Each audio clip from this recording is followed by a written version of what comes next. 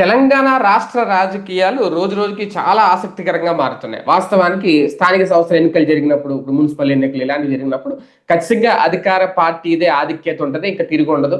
ప్రతిపక్షాలు సర్దేసుకోవాల్సిందని అనుకుంటారు. కానీ ఇక్కడ తెలంగాణలో మొన్న జరిగిన మున్సిపల్ ఎన్నికల్లో ఒక విచిత్ర పరిస్థితి అయితే కనిపించింది. ఓకే, ఆధిక్యత అయితే అధికారంలో ఉన్న కాంగ్రెస్ పార్టీకే ఉంది. కానీ దాంతో పాటు ఆ విచిత్ర పరిస్థితిని కాంగ్రెస్ పార్టీ కూడా ఎదుర్కొంది. ఏంటి, మొత్తం ఒక 36 మున్సిపాలిటీల్లో హంగు ఫలితాలు వచ్చినాయి.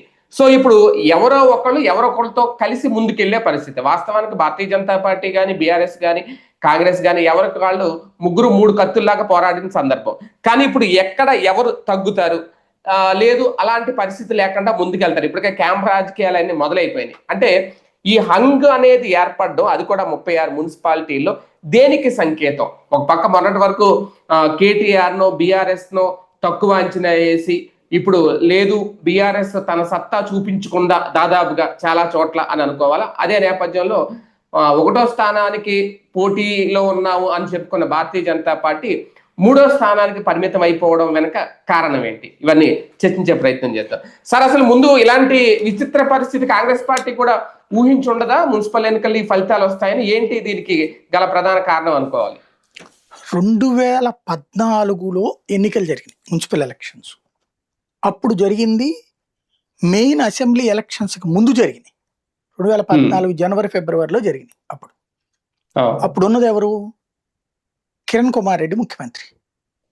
రాష్ట్ర విభజనకు ముందు జరిగింది. అప్పుడు విభజనకు ముందు మున్సిపల్ ఎన్నికలు జరగడం వల్ల 5 ఏళ్ల పాటు అక్కడ అప్పుడు గెలిచిన వాళ్ళే ఉన్నారు. అప్పుడు కాంగ్రెస్ మెజార్టీ సీట్ సాధించి దాన్ని చూపెట్టిన కిరణ్ కుమార్ రెడ్డి మళ్ళీ మేము గెలుస్తామని చెప్పాడు.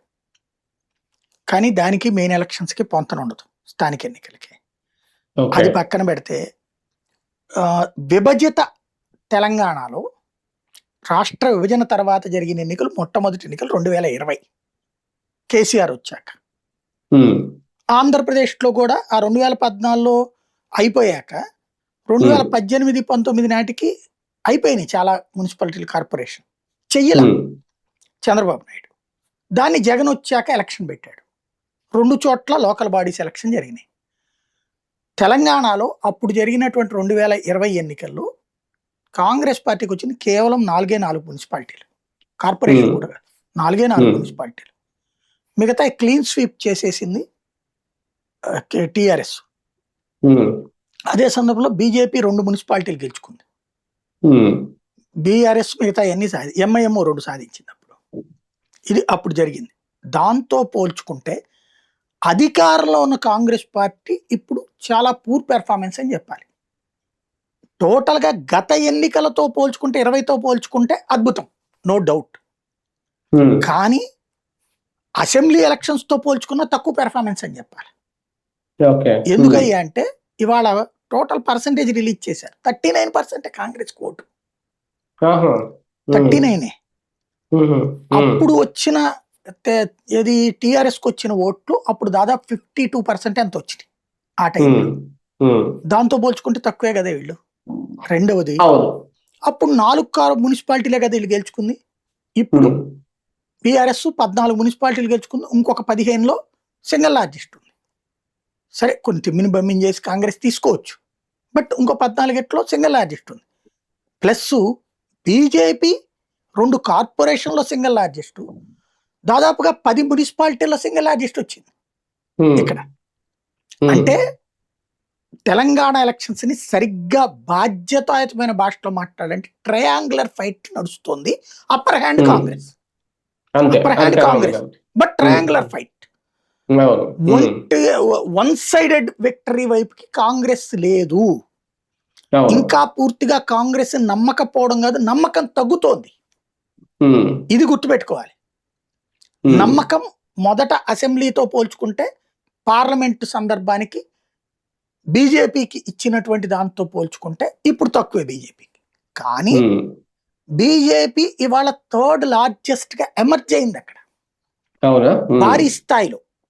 14 రాష్ట్ర విభజన తర్వాత మున్సిపాలిటీలో ఇంత హైయెస్ట్ పర్సంటేజ్ ఆఫ్ రిజల్ట్ ఇప్పుడే తెచ్చుకున్నది. ఏకంగా 2 కార్పొరేషన్లో నిజామాబాద్ లో వచ్చేటప్పటికి వాస్తవంగా బీజేపీకే రావాలి. వీళ్ళు ఎంఐఎంతో కలిసి దోస్తీ పెట్టుకుని తెచ్చుకుంటున్నారు. అనైతిక దిశ అనడానికి లేదు, రాజకీయాల్లో ఎవరి మెజారిటీ అయితే ఆడదే కాబట్టి. బట్ నైతిక విజయమే కాదు, సింగిల్ లార్జెస్ట్ పార్టీకి ఎమర్జ్ అయింది అక్కడ బీజేపీ. నిజామాబాద్, కరీంనగర్ లో సింగిల్ లార్జెస్ట్ వాళ్ళే, ఆదిలాబాద్ అట్లాగే నడిచింది అక్కడ బీజేపీ. కాకపోతే మిగతా అందరూ కలిసేసి బీజేపీని అధికారంలోకి రానియకుండా చూడడానికి చాలా కుట్రలు చేయడం ఇదంతా నడుస్తుంది. అది వదిలేద్దాం, బీజేపీని రాకుండా చూడడం. కొన్ని చోట్ల బీఆర్ఎస్ కాంగ్రెస్ చెట్టు కట్టడం, కొన్ని చోట్ల ఎంఐఎం కాంగ్రెస్ చెట్టు కట్టడం అంటే బీజేపీని పవర్ లోకి రానియకుండా చేయడం కోసం ఎంతకైనా దిగజారుతారని ప్రూవ్ చేస్తున్నారు. ఎంతకైనా దిగజారుతున్నారు, బీఆర్ఎస్ తో కూడా పొత్తులు పెట్టుకుంటున్నారు. అది అంతకంటే దారుణం ఇంకోటి ఏమైనా ఉందే? సరే, అది పక్కన పెడితే కాంగ్రెస్ పార్టీ పరంగా చూస్తే రేవంత్ రెడ్డికి ఒక పెద్ద సంకేతం. తన ఉమ్మడి మహబూబ్ నగర్ రోడ్డు కదా కొడంగల్ అనేది, దాంట్లో 5 ఎట్లలో హంగు. అంటే తన జిల్లా మీద తనకు పూర్తి పట్టు లేదు. కోమటిరెడ్డోళ్ళు నాయకత్వం వహిస్తున్నటువంటి నల్గొండలో పూర్తి పట్టు వచ్చింది. ఒక్క మున్సిపాలిటీ అనుకుంటా, తిరుమలగిరి అనుకుంటా బీఆర్ఎస్ వాళ్ళు, ఇది మిగతా అన్ని దాదాపుగా వీళ్ళే క్లీన్ స్వీప్. ఖమ్మం జిల్లాలో కొట్టేసింది బట్టి విక్రమార్క చేతిలో ఉన్నటువంటి. పొంగులేటిలో అంటే ఖమ్మం జిల్లా కొట్టాడు ఆయన, క్లీన్ స్వీప్ కొట్టుకొచ్చాడు ఆయన. పొంగులేటి నడుపుతున్నటువంటి ఆ ఉమ్మడి ఖమ్మం నుంచి ఆ కొత్తగూడెం అదంతా పొంగులేటి చేతిలో ఉంటుంది. అక్కడ సిపిఐ డామినేట్ చేసింది. చివరికి సిపిఐ తోకి మేయర్ పంచుకునే పరిస్థితి వచ్చింది. బట్ బెటర్ అక్కడ కూడా కాంగ్రెస్ పెర్ఫార్మెన్స్ ఖమ్మం నల్గొండలో అద్భుతంగా ఉంది. అదే ఇవాళ లైఫ్ ఇచ్చింది వీళ్ళకి ఖమ్మం నల్గొండలో. అదే సందర్భంలో బీఆర్ఎస్ కి భారీ లైఫ్ వచ్చింది. ఎందుకంటే ప్రతిపక్షంలో ఉన్న కాంగ్రెస్ 2020లో పోల్చుకుంటే ఇప్పుడు భారీ పెర్ఫార్మెన్స్ ప్రదర్శించింది. ఇక్కడ పెద్ద మెయిన్ గా అబ్జర్వ్ చేయాల్సింది ఏంటంటే ఈ 2,200 2,500 ఉన్నాయి కదా, కాంగ్రెస్ కి 1,200 1,300 వచ్చినాయి. మున్సిపాలిటీలు కావచ్చు, కార్పొరేషన్ కావచ్చు, కౌన్సిలర్ కావచ్చు, కార్పొరేట్లు కావచ్చు. బీఆర్ఎస్ బీజేపీ ఇండిపెండెంట్లు కలిస్తే అంతే వచ్చినాయి దగ్గర దగ్గరగా. అంటే కాంగ్రెస్ కి ప్రత్యర్థులు అంత స్ట్రాంగ్ గా ఉన్నారు, విడిపోయి ఉన్నారు. అందువల్ల Congress okay benefit. But Congress వ్యతిరేకత కూడా అంత ఉంది అక్కడ. అది కదా సాక్ష్యం.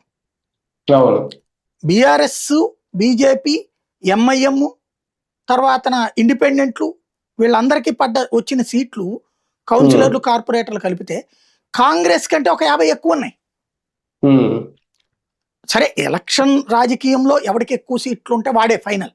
విడిపోయి ఉన్నారు కాబట్టి విడిపోయాడు. ఇప్పుడు అటల్ బిహారీ వాజ్పేయికి సపోర్ట్ చేసేవాడు ఎవడు లేక ప్రైమ్ మినిస్టర్ గా దిగిపోయాడు ఆయన.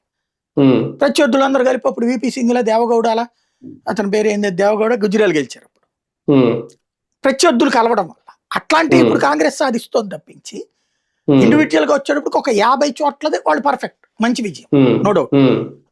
రేవంత్ కు ఒక సంతోషం ఏంటంటే 14తో పోల్చుకున్నా 19తో 20తో పోల్చుకున్నా బెటర్ పెర్ఫార్మెన్స్ ప్రదర్శించాడు. We should appreciate him. అందులో ఆ స్థాయికి తెచ్చాడు. అసలు కాంగ్రెస్ మునిగిపోయింది అనుకునే దశ నుండి అధికారంలోకి తేవడంలో సక్సెస్ అయ్యాడు.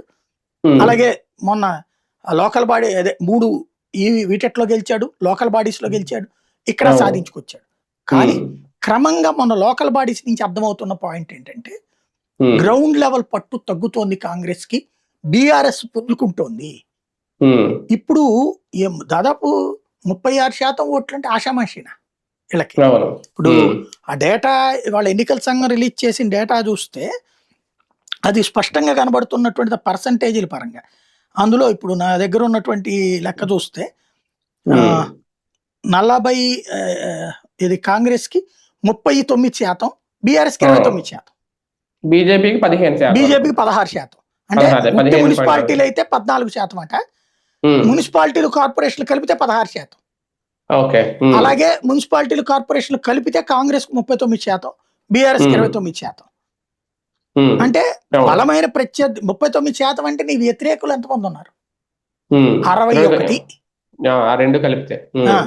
61% నీ వ్యతిరేకులు ఉన్నారు. అప్పుడు ఎలాగా? కరెక్టే, ప్రజాస్వామ్యంలో ఈవెన్ మోడీకి కూడా అంత ఉండదు పర్సంటేజ్ పరంగా చూస్తే. కానీ కాంగ్రెస్ కి తెలంగాణ వరకు చూసుకున్నప్పుడు జాగ్రత్త పడాలి. 1,47,00,000 ఇది 14,76,000 కాంగ్రెస్కి వస్తే 10,74,000 బీఆర్ఎస్కి వచ్చినాయి. అంటే ఓ 4 లక్షల తేడా అక్కడ. బీజేపీకి 5,82,000 వచ్చినాయి. ఇక ఎంఐఎంకి 11,000. ఇది లెక్క అనమాట. కాబట్టి విజయం విషయంలో ఖచ్చితంగా అభినందించాలి రేవంత్ మున్సిపాలిటీలను కైవసం చేసుకోవడం. సేమ్ టైం ఇది ఒక అలారం. అయినా నువ్వు మాట్లాడే మాటలో ఏది నేనే రాజు, నేనే మంత్రి, నన్ను మించినోడు ఎవడు లేడు, నేనే 20 సంవత్సరాలు అంటున్నాడు చూడండి. అది ప్రమాద గంటికలు మోగిస్తున్నాయి నీకు. అంత ఎక్కువ ఎక్స్పెక్టేషన్ పెట్టుకోవద్దు అనేది సంకేతం ఇక్కడ. సరే, ఈ మున్సిపల్ ఫలితాలు గాని, ఈ హంగ ఏర్పడిన విచిత్ర పరిస్థితి గాని ఇవన్నీ చూస్తే రేవంత్ రెడ్డిని తక్కువ అంచనా వేసింది బీఆర్ఎస్ అని అనుకోవాలా, లేదంటే బీఆర్ఎస్ ఎఫర్ట్ వాళ్ళు ఇప్పుడు కేటీఆర్ చేసిన పోరాటం ఒక జలక్కిచ్చింది, ఒక పరీక్ష పెట్టింది రేవంత్ అని అనుకోవాలా? ఇద్దరికి మంచి ఉంది, ఇద్దరికి చెడు ఉంది. రేవంత్ నేను ఇందాక చెప్పినట్టు ఎక్కువ సీట్లు సాధించి సక్సెస్ అయ్యాడు. సేమ్ టైం ఇంత హంగ్ వచ్చిందంటే కేసీఆర్ తరహా ఆదరణ ఇతనికి లేదు. కేసీఆర్ నేతృత్వం రేవంత్కి లేదు. కేసీఆర్ టైంలో ఏకపక్ష విజయం ఓ రకంగా. పోనీ ఎన్నికల్లో మ్యానిపులేట్ చేశారు, ఇప్పుడు ఇవాళ చేశారు వీళ్ళు, అభ్యర్థులు ఎత్తుకుపోవడం, కిడ్నాపులు చేయించడం. అప్పుడు ఎక్కడ ఉంది? అట్లాగే లేదు కదా. పోలీసులు నేను దుర్వినియోగం చేయలేదు అక్కడ. క్యాంప్ రాజకీయాలు అంత అవసరం లేకపోయింది కదా అప్పుడు. అంటే ఏకపక్ష విజయాన్ని ప్రజలు ఇచ్చారు, ఈయనకి ఏకపక్ష విజయాన్ని ఇవ్వాల. ఎక్కువ సీట్లు సాధించినందుకు అభినందనలు చెప్పాలా, ఏకపక్ష విజయాన్ని ఇవ్వలేదంటే నిన్ను పూర్తిగా నమ్మట్లేదు అన్నది ఇక్కడ స్పష్టం. ఇకపోతే కేటీఆర్ ప్రతిపక్షంలో ఉన్నటువంటి సందర్భంలో అయిపోయింది అనుకుంటున్న దాన్ని. పార్లమెంట్ ఎన్నికల తర్వాత ఇక బీఆర్ఎస్ పని అయిపోయింది, బీజేపీ పుంజుకుంది అన్నటువంటి స్టేజ్ నుంచి ఇవాళ మళ్ళీ తీసుకొచ్చాడు ముందుకి. మన సర్పంచ్ ఎన్నికల్లో కావచ్చు, ఇవాళ ఈ ఎన్నికల్లో కావచ్చు, ముందుకు తేగలిగాడు కదా పార్టీని.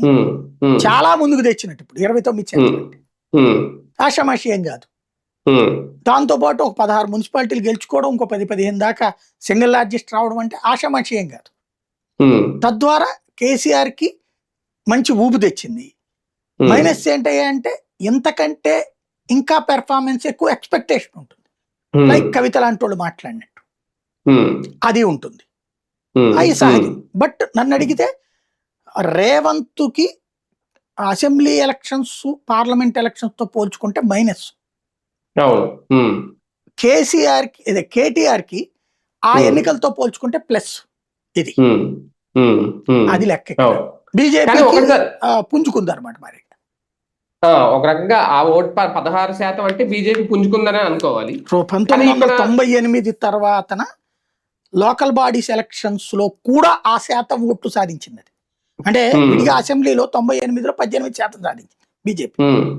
ఆంధ్రాలో 22% దాకా, తెలంగాణలో 18% సాధించింది అప్పుడు. దాంతో పోల్చుకుంటే ఆ తర్వాత మళ్ళీ ఉట్టి పార్లమెంట్ ఎన్నికల్లో వస్తుంది అది 30-40% దాకా. కానీ మిగతా వాటిలో తగ్గిపోతుంది. ఇప్పుడు స్థిరంగా ఒక బలమైనటువంటి శక్తిగా ఎమర్జ్ అయింది అది. ఇవాళ దాని వలన కొన్ని చోట్ల బీఆర్ఎస్ దెబ్బతింది, కొన్ని చోట్ల కాంగ్రెస్ దెబ్బతింది, ఆ స్థాయికి ఎదిగింది. కానీ ఒకటి సార్, ఇలాంటి పరిస్థితి వచ్చినప్పుడు ఈ క్యాంప్ రాజకీయాలు అన్ని కామనే. ఇంతకుముందు కర్ణాటకలో కానీ చాలా చోట్ల మనం చూసాం. కానీ ఇప్పుడు బీఆర్ఎస్ బీజేపీలు గనక అధికారాన్ని కలిసి పంచుకునే నిర్ణయాలు లాంటివి తీసుకుంటే దాదాపు ఒక 15 మున్సిపాలిటీలు ఏదో వీళ్ళు సొంతం అయ్యే అవకాశం ఉంటుంది అనేది, ఆ పరిస్థితి ఏమన్నా వచ్చిందా? లేదు, వాళ్ళిద్దరుగా అవ్వరు. దాన్ని వీళ్ళు అడ్వాంటేజ్ గా తీసుకుంటారు. అంటే చైర్మన్, వైస్ చైర్మన్ లాగా ఎలాగేమన్నా షేర్ చేసుకొని అదే అట్లా చేసుకోవచ్చు. కొన్ని చోట్ల ప్రయత్నం జరిగిందన్నారు. కానీ ఇప్పుడు ఫర్ ఎగ్జాంపుల్ కరీంనగర్ లో వీళ్ళకి 9-7 వచ్చినట్టు ఉన్నాయి. బీజేపీకి తగ్గింది 1 ఓటు అక్కడ. బేసిక్ బీఆర్ఎస్ మద్దతు ఇస్తే అయిపోతుంది. లేదు, నిజామాబాద్ లో ఒక్కటి తగ్గింది, బీఆర్ఎస్ కి 1 ఉంది. నీ వైస్ ప్రెసిడెంట్ ఇస్తాను, లేకపోతే ఆ స్టాండింగ్ కమిటీ ఇస్తానంటే అయిపోతుంది కదా. కానీ కాంగ్రెస్కి వెళ్ళిపోయాడు కదా. కాబట్టి ఇట్లాంటి చేస్తే ఆ ఫీలింగ్ జనంలోకి వెళ్తుందనే భయం ఉంది వీళ్ళకి. అందుకని వీళ్ళు ఆగారు. దాన్ని అడ్వాంటేజ్ తీసుకుంది కాంగ్రెస్. ఇప్పుడు కాంగ్రెస్ బీఆర్ఎస్ వాళ్ళని తీసుకున్నట్టే కదా నిజామాబాద్. మోసం అక్కడ దెబ్బతీసినట్టే కదా, మోసం చేసినట్టే కదా. వీళ్ళు చేస్తే శృంగారం, వాళ్ళు చేస్తే విచారం అని చెప్తుంది మళ్ళీ కాంగ్రెస్. మీడియా కూడా అట్లాగే ఉంది కదా, రాస్తారు అట్లా. అవును.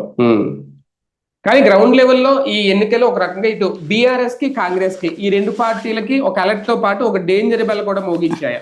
సరిగ్గా సూటిగా చెప్పాలంటే తెలంగాణ ప్రజలు ప్రస్తుతం ఒక అయోమయ స్థితిలో ఉన్నారు. కాంగ్రెస్ ని పూర్తిగా నమ్మే పరిస్థితుల్లో లేరు. బీఆర్ఎస్ ని అందుకని పైకి లేపుతున్నారు. భారతీయ జనతా పార్టీ రావాలని కోరుకుంటున్నారు. ఆ స్థాయిలో భారతీయ జనతా పార్టీకి స్థానిక నాయకత్వం ఇంప్రూవ్ కావట్లేదు. కరెక్ట్గా చెప్పాలంటే భారతీయ జనతా పార్టీకి వాళ్ళు ఓటేయడానికి ప్రజలు సిద్ధంగా ఉన్నారు. దానికి తగిన స్థాయిలో నాయకత్వం గ్రౌండ్ లెవెల్లో కనిపించట్లేదు. గ్రౌండ్ లెవెల్లో నాయకులు కనిపించకపోవడం వల్ల కాంగ్రెస్కి వ్యతిరేకమైనటువంటి బీజేపీ లేని చోట్లను బీఆర్ఎస్ని బలోపేతం చేస్తున్నారు వాళ్ళు. కాబట్టి ప్రత్యామ్నాయం వైపు చూస్తోంది తెలంగాణ సమాజం. ఎప్పుడైతే నీకు 39% ఓట్లు వచ్చినాయి అంటే మిగతాదంతా నీ వ్యతిరేకతే కదా. 61% వ్యతిరేకత నీకు. ఇది ఆషామాషీనా? అది 61% క్రోడీకరించుకునేటటువంటి శక్తి ఉంటుందా? దాని మీద డిపెండ్ అయ్యి ఉంది భవిష్యత్ తెలంగాణ రాజకీయం. అంటే రాజకీయాలు కనుక ఇవి కాస్తంత ముదిరితే బీజేపీ సెకండ్ ఆప్షన్ గా చూసే అవకాశం ఏమైనా ఉంటుందా ప్రజలు? వాస్తవంగా మొన్ననే సెకండ్ ఆప్షన్ గా చూశారు. అసెంబ్లీ ఎలక్షన్ లో బండి సంజయ్ని దించేసి వీళ్ళు చెడగొట్టుకున్నారు. అది ఇప్పుడు చూస్తున్నారనడానికి సాక్ష్యం కనబడుతుంది. ఆదిలాబాద్, నిజామాబాద్, కరీంనగర్ ఇట్లాగా. అంటే మనం అబ్జర్వ్ చేస్తే బలమైన లీడర్లు ఉన్న చోట, నిర్మల్ ఇట్లాంటి చోట్ల బలమైన లీడర్లు బీజేపీకి ఉన్న చోట్ల సక్సెస్ అయింది. బలమైన లీడర్లు లేని చోట దెబ్బతింది. ఇప్పుడు బీజేపీ చేసుకోవాల్సిన పని ఏంటంటే ఉట్టి మనకి కొత్తగా మన వాళ్ళని ఎమర్జ్ చేసుకోవడమే కాదు, బలమైన లీడర్లు వేరే పార్టీ నుంచి అని తెచ్చేసుకోవాలి. తెచ్చేసుకుని ఇప్పటి నుంచి సీరియస్ ఎఫర్ట్ పెడితే నడుస్తుంది. ఒక రంగా బీజేపీకి కూడా ఇది ఒక పెద్ద అలర్ట్ బెల్. ఖచ్చితంగా మేము వేయడానికి సిద్ధంగా ఉన్నారా, మీరు వాడుకోవట్లేదు అని చెప్తున్నారు జనం. మరి దాన్ని సద్వినియోగం చేసుకోవాలి, దానికి తగ్గ కార్యాచరణ రూపొందించుకోవాలి బీజేపీ కూడా. రైట్. చూద్దాం. నిజంగా తెలంగాణలో ఈ పరిస్థితి అయితే ఊహించలేదు. కాకపోతే గతంతో పోలిస్తే ఇప్పుడు ఉన్న మూడు పార్టీలు ఏవైతే ఉన్నాయి, కాంగ్రెస్ కానీ, బీజేపీ కానీ, బీఆర్ఎస్ కానీ, వాళ్ళు తీసుకునే నిర్ణయాలను బట్టి రేపొద్దున్న ఎన్నికలు కూడా ఎలా ఉంటాయి అనడానికి ఇది ఒక ఫ్రీ ఫైనల్ అని అనుకోవాలి. ఇప్పుడు రేపొద్దున్న తీసుకునే డెసిషన్స్ ఆధారంగా మున్సిపాలిటీలో ఎవరు సక్సెస్ రేటింగ్ ఎంత అనేది కూడా ఇంక వేచి చూడాలి.